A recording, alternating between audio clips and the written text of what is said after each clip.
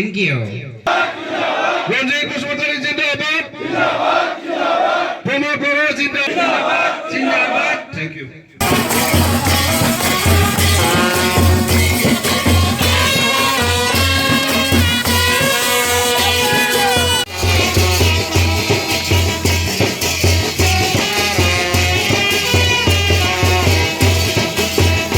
सिमायाव आरो गुबुन गुबुन जायगायाव गाजा गोमजायै रायजो राजाफ्रा गले गले ओंखारनानै बरायदों सार माबायदि गोमजोमखौ नुनो हादों सार खोब गोजोननाय मोनदों जेरै जोंनि UPPL दिल्लीनि साफ्रोमबो सापर्टारफ्रा बिराद स्ट्रं मेन्टेलिटिजों आसाम लेजिस्लेटिभ एसेम्ब्लियाव BTCनि 15थानि गेजेराव 15थाखौबो देरहासार जानानै सरकार दानो थांगासिनो दङ आरो जों साफ्रोमबो UPPL दिल्लीनि दैदेनगिरिजों लोगोसे वेल उइजारफोरा दिनै गाजा गोमजायै ओंखारबोनानै जोंखौ देरहासार होनो आशीर्बाद होनो अननाय होनो थाखाय सापर्ट खालामदों आरो बरायदों आरो बेनिफ्राय रंजाथावना बाथ्रा थाया एनिवे आं बे बेलायावहाय जोंनि मानव गेदेर आफादगिरि प्रमद बर' बिथां जोंनि गागि दैदेनगिरि बिथांमोन गायसनगिरि आफादगिरि जोंनि UG ब्रह्म बिथां बिथांमोनखौ धन्यबाद होनांगोन मानो होनोब्ला बिथांमोननि अननाय आरो बिथांमोननि नोजोराव आं नैबे जिबनदं सिडली चिरां बियाबनिफ्राय UPPL दिल्ली जानानै 2,17,000 जोंनि भटार्सफोरखौ रायजो राजाफोरखौ दैदेनलांनो थाखाय आंनो दिनै आंखौ बिजाथि महरै सायख'दों बे बयनिख्रुइ रंजाथावना बाथ्रा जायखौ बिथांमोना आंनि सायाव बिश्वास लाखिनानै बे खामानिखौ होदों दायित्व होदों बे दायित्वखौ आं मोजाङै मावलांगोन होननानै आं दिनै प्रतिश्रुतिबद्ध मानो होनोब्ला जोंनि चिरां सिडली बियाबावहाय गोबां जेंना दङ दैबानानि जेंना दङ सोलोंथाइनि जेंना दङ लोंनाय दैनि जेंना दं दै खुरखानायनि जेंना दङ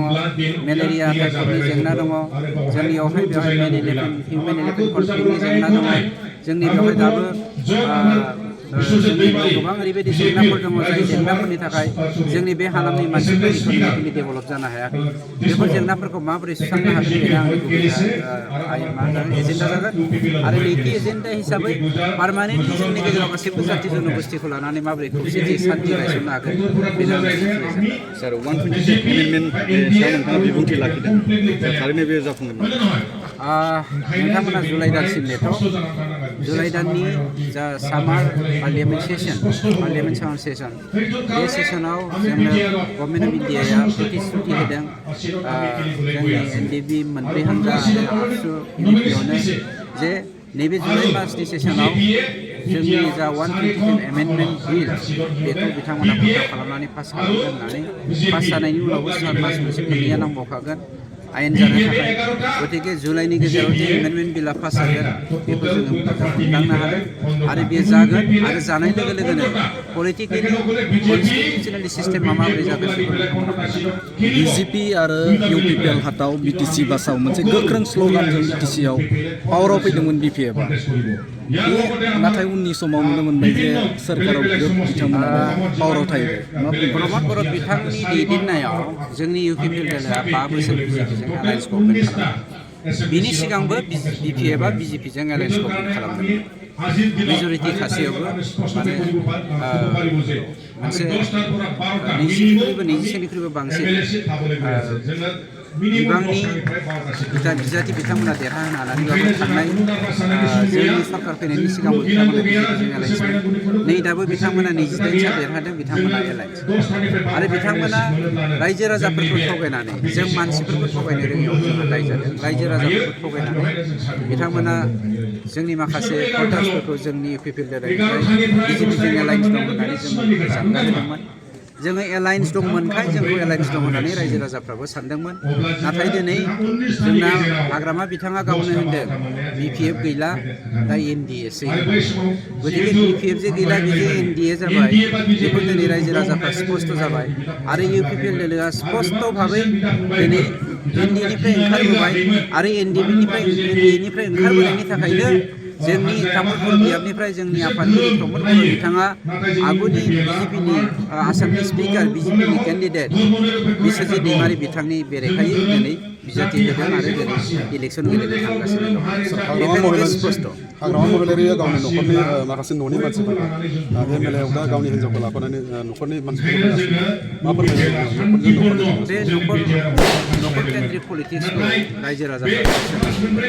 गावसोरनि फिथाइ गतिके रावबो न'खर केन्द्रिक राजखान्थिखौ मोजां मोना न'खर केन्द्रिक राजखान्थि माने बे खाराम बेखौ जों बयबो हमनो हायो गतिके रायजोआ रायजो बिथांमोननि फिथाइखौ जिहेतु मोनथाम बियाबाव नैबे बिटिसि बियाबाव नोंथांनि जे सिडनी बिधानसभा बेवहाय जिहेतु बिपिएफनि दैदेनगिरिया दं एबा बिथांमोना डिएम दङ बे बिथिङाव जुजिनाया माबायदि सोलियो आं नोंथांनो ब्रेकआपखौ जुदि होयोब्ला रायज्लायो थांनाय नैबे बियाबाव मोनब्रै बियाबनि गेजेराव बुंनो थाङोब्ला बिसिनिनो बियाबजोब जेराव जोंना खाम्फाया जोंनिफ्राय मोनसे बियाबनिफ्राय जेराव खाम्फा प्रजेक्ट बिथांमोन थांबाय मोनब्रैखौबो जों बिथांनो होबाय होसेयावबो बिथांमोना जोंनिफ्राय 12,000 बारा मोननो हादोंमोन दानिया जों जुदि फ्लाइं भट होनोब्ला जेरावहाय एनटि बिजेपि मोनसे धौ फैदोंमोन इउपिपिएलखौ बिजेपिनि एलायन्स पार्टनार होननानै सानदोंमोन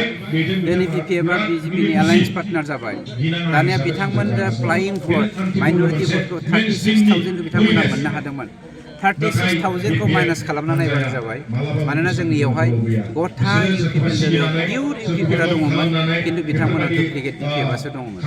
दा बिपिएफआ गैला नालाय बिपिएफनिफ्राय 36,000 माइनास जासिगोन बे रोखा बे समाव माबाया जयन्त मल्ल बर'आ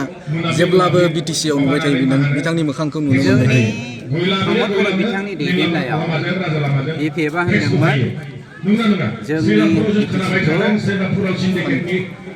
हानबाय प्रमद बर' खिन्थु हाग्रामाया दिनै जयन्त मल्लनो आसामनो फानाखै जयन्त मल्लनोसो दिनै बिटिसिखौ फानबाय थेंक इउ इउपिपिएलनि बिजाथि रनजित बसुमतारीखौ नैबे निसिमा ब्लक थामहिनबा नोंथांमोना दिनै गाजा गोमजायै बरायदों मा आसा फारिदों नोंथांमोना बेबायदि हाबाफारि जों दिनै निसिमा ब्लक इउपिपिएल कमिटिनि जानानै जोङो बेखौनो दिनै 19 नं सिडनी एलएसि बिजाथि रनजित बसुमतारी सारखौ जोङो गाजा गोमजायै जों बरायदों जोंनि निसिमा ब्लकनि सिङाव जोंहा आफादफोरा 8था दङ 19 एलएसि केन्डिडेटखौ देरहानो थाखाय आगोलाव 10था जायोमोन दा मोननै प्राइमारिया जोंनिया 20 बिजनि एलएसिआव सापर्ट खालामहैसिगोन बरायसिगोन दा जोंहा 8था दंबावो दा नैबे 8थानि प्राइमारिनि जेसेबांनाखि जोंना प्राइमारि कमिटि पेरेन्ट दं युथ दं महिला दं गुबुन गुबुन माने बाहाय भटार्स इन्टेलेक्सुवेल एस'सिएशनफोर दङ मावग्राफोर दं गासैबो जोंनियाव बाहाय ज' जानानै जों बिथांखौ बरायदों उद्देश्यआनो जाहैबाय जोंनि निसिमा ओनसोलनि जेसेबांनाखि माखासे समस्याफोर दं बेखौ जोङो दिनै रनजित बसुमतारी सारनो जों एड्रेस खालामनो गोसो जादों मानो होनना बुङोब्ला जोंहा इउपिपिएल जानानै गोबां जोंनि सापर्टार्सफोरजों लोगोसे गोबां बाहाय गरिब दुखियाफोर दं बिथांमोनखौ जोङो समाजारि बिथिङावनो होन फरायनायनि बिथिङावनो होन बेमार आजारनि बिथिङावनो होन कानेक्टिभिटि लामा दालां बायदि बायदिनि बिथिङावनो होन जोंहा गोबां खामानि मावनांगौ दङ बेनि थाखायनो जोङो रनजित बसुमतारी सारनि गेजेरजों जों बिथांखौ दिसपुराव फथायहरनानै जोङो पाब्लिकनि सार्भिस होनो गोसो जादों नोंथांनि नैबे बियाबाव निसिमायाव जेम्स हिसाबै एमसिएलए दङ आरो नोंथांमोना माबायदि भट लानानै देरहागोन सानो जोङो बेवहाय जोङो गोबां भट लानानै जों देरहागोन होननानै जोंहा मिजिंथिनाय दं मानो होनना बुङोब्ला जेम्स बसुमतारीया आगोलावहाय जेब्लानाखि बिटिसिआवहाय बिथाङा टिकेट लानानै गेलेदोंमोन बिथाङा एमसिएलएनि थ्रुयै मोनबाय नाथाय बे गेमा एसे गुबुन रोखोमनिमोन मानो होनना बुङोब्ला बिथांमोना बै समावहाय जोंनि इउपिपिएल दलखौ गुबुन माखासे टकिं पइन्ट लानानै पलाराइज खालामदोंमोन जोंखौ एनडिएजों ज' जानानै गेलेदों होनना बुंदोंमोन बेबायदि प्रपागेन्डा खालामनानै बिथांमोना जोंनि बिसेस माखासे माइनरिटि भटार्स बिसोरखौ ड्रेन खालामनानै गावसोरनियावहाय लांनो बिसोर हादोंमोन नाथाय बे समावबो जोङो आलादायै गेलेखादोंमोन इउपिपिएल हिसाबै जों आलादायैनो जोङो 40टा समस्तियाव जोङो गेलेदोंमोन बिजेपि हिसाबैबो गेलेदोंमोन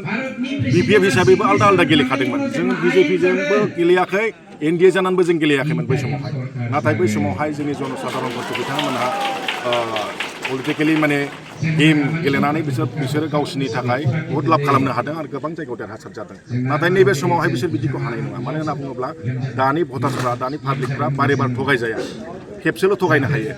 थाइजौ गोखैखौ खेबसेल' माने गोदैलै बे थाइजौ होननानै बुंनो हायो होननानै बुंनाय खोथाफोर दङ दा थिग बिब्दिनो नैबे समावहाय जोंनि निसिमानि भटार्सफ्रा बेखौ मिथिबाय आरो जों जिहेतु एनडिएआव गैया बिजेपिआव गैया जों एकला सल'आव दङ बिनि थाखायनो गोबां माइन'रिटिफोर जोंजों रायलायदों जोंनियाव फैगासिनो दङ दा जों नोंसोरजोंनो थागोन जों एबार इउ पिपल दोलोनि आदर्श नीति जों थागोन जों इउ पिपलखौ जोङो गोबां भराव देरहागोन होननानै बिथांमोना जोंनो खोथा होदों